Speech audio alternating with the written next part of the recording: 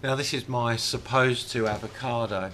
The parent plant no longer exists, and I was given a seed from a friend of a friend, and I was told that it was supposed to come from Vanuatu. It was supposed to have purple flesh and supposed to have a purple skin. I've broken all the gardening rules by growing an avocado from seed because quite often they don't come true to type. However, it's worthwhile because this could be quite a prized plant, and in about 2 or 3 years time, when it's about 7 years old, it should start cropping, and then I'll be able to find out whether it is what it's supposed to be. I'm very fond of these two plants. On the left hand side, the celery stem taro, I got that from Northeast Street City Farm. On the right is the cocoa yams, which I got from a local fruit shop. A farmer grows them at Rochdale in southern Brisbane. Now the celery stem taro use the leaves and the stems as a spinach substitute. You boil those for 15 minutes. It makes a very nice spinach curry. It's very drought tolerant. And the cocoa yam, in good conditions, it'll produce a really large tuber. The main root will be about 3.5 kilos in size, and they produce small offshoots which are also edible, and you can use them for propagation. But you don't use the leaves and the stems of cocoa yam, it's the roots.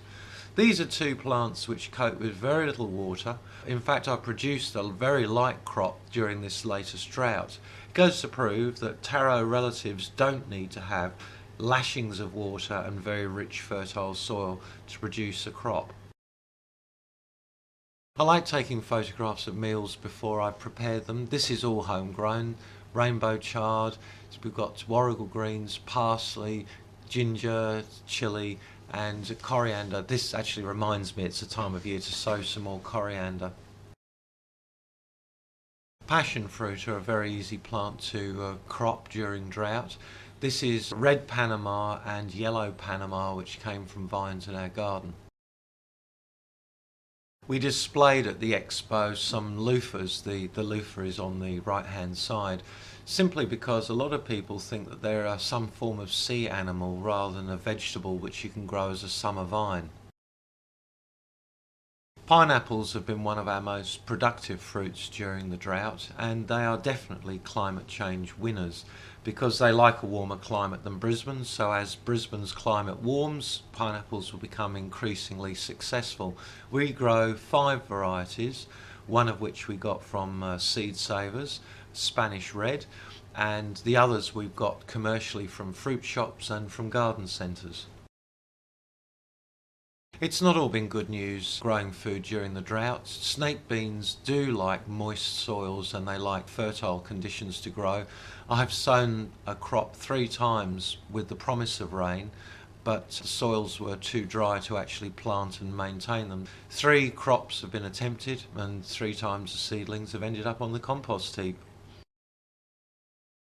Here's 2 of our pineapples. The variegated one, which is normally sold as an ornamental plant, produces a fruit about the size of a grapefruit. Very sweet and very ornamental.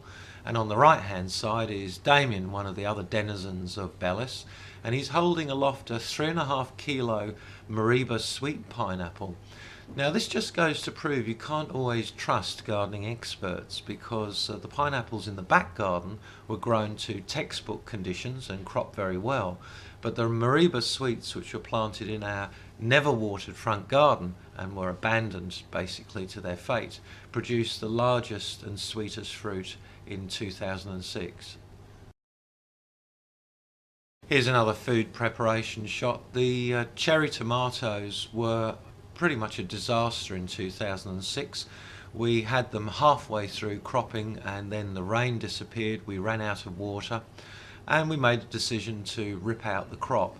It's really important, apart from being an opportunist as our climate changes, to making sensible decisions about when to stop putting effort and water into crops. There's no point getting frustrated. I saved our frustration and made compost with the rest of the tomatoes. This sweet potato, a variety called Marguerite, originated from Cairns City Council, where they grew it as an ornamental plant in their roundabouts, and for 3 years it featured at the flowerbed lawn in the Royal Botanic Gardens, Sydney. It's one of the few sweet potatoes which looks good in an ornamental garden, and it's rather compact. You can eat the shoots, put them in stir fries. The roots are very flavoursome as well. This has produced a reasonable crop, although it's been affected by curl grubs and some of the roots have split when we've had sudden rain. I've effectively grown these plants just by misting their foliage with a little bit of water, so it's a very drought tolerant, productive plant. Sprouting seeds doesn't require a garden, doesn't require much water, much time or skill, so it's an ideal way of getting kids involved in gardening because they can see a result really quickly. I've been sprouting seeds for many years, but I've found that they're probably the easiest way to produce fresh food. You don't need more than a windowsill, and you can see just jam jars. Put a tablespoonful of seed, which you get from a health food store, into water, soak it, and then keep them freshly rinsed, and you've got a crop within 3 days after sowing. One of the great things about growing your own food is, of course, that it is fresh and it does taste different from shop bought produce. So we like to take it with us wherever we go.